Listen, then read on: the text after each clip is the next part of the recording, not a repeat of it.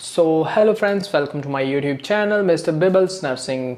तो आज हम बात करने वाले हैं नॉसेट 2023 का जो एग्ज़ाम होना है उसके रिगार्डिंग। सो आप सभी के मन में बहुत से डाउट्स आ रहे होंगे कि नॉसेट का एग्ज़ाम कैसा होता है, कितने मार्क्स का होता है एंड कितने टाइम में देना होता है।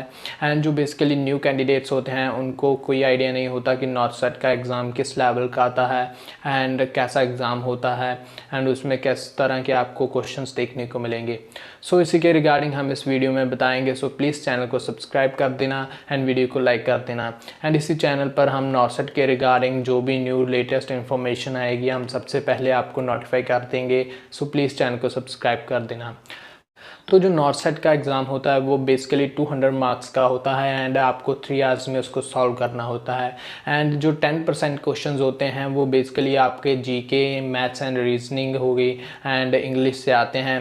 एंड जो 40 to 50% क्वेश्चंस होते हैं वो आप जो कोई भी बुक पढ़ रहे हो, ठीक है, आप चाहे टारगेट हाई पढ़ रहे हो, चाहे आप पीआर यादव पढ़ रहे हो, उनमें से ही आपके वो 50% जो क्वेश्चंस होने हैं वो उनमें से ही आएंगे। एंड आपने बेसिकली जो ओल्ड पेपर्स होते हैं आपने उनको भी ज़रूर पढ़ कर जाना है, क्योंकि 20 to 30 क्वेश्चंस ऐसे होते हैं जो कि ओल्ड पेपर से ही आते हैं। सो आप ओल्ड पेपर्स को भी ज़रूर पढ़ कर जाना।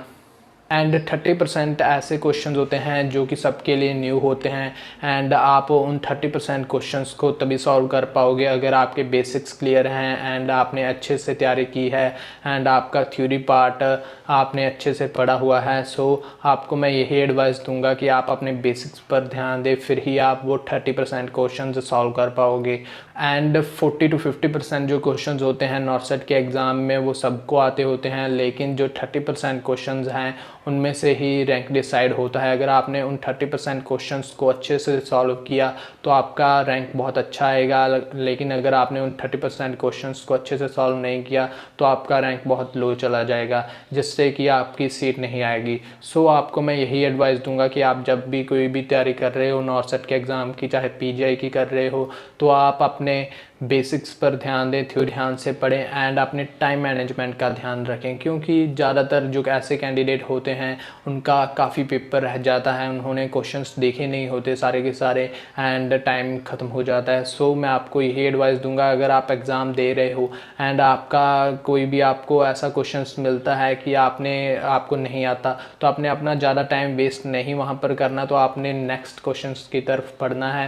एंड एक बार जब आपने सारा का सारा पेपर देख लिया फिर जाकर आपने उन टफ क्वेश्चंस को सॉल्व करना है एंड अपने एंजाइटी लेवल को भी लो रखना है, क्योंकि कई बार एंजाइटी के कारण ही हम अपने मार्क्स कम कर बैठते हैं। मेरा भी जब पहली बार एग्ज़ाम हुआ था तो मेरा एंजाइटी लेवल के कारण ही मेरा पहला एग्ज़ाम नहीं अच्छा गया, लेकिन दूसरे एग्ज़ाम में मैंने बहुत अच्छा किया।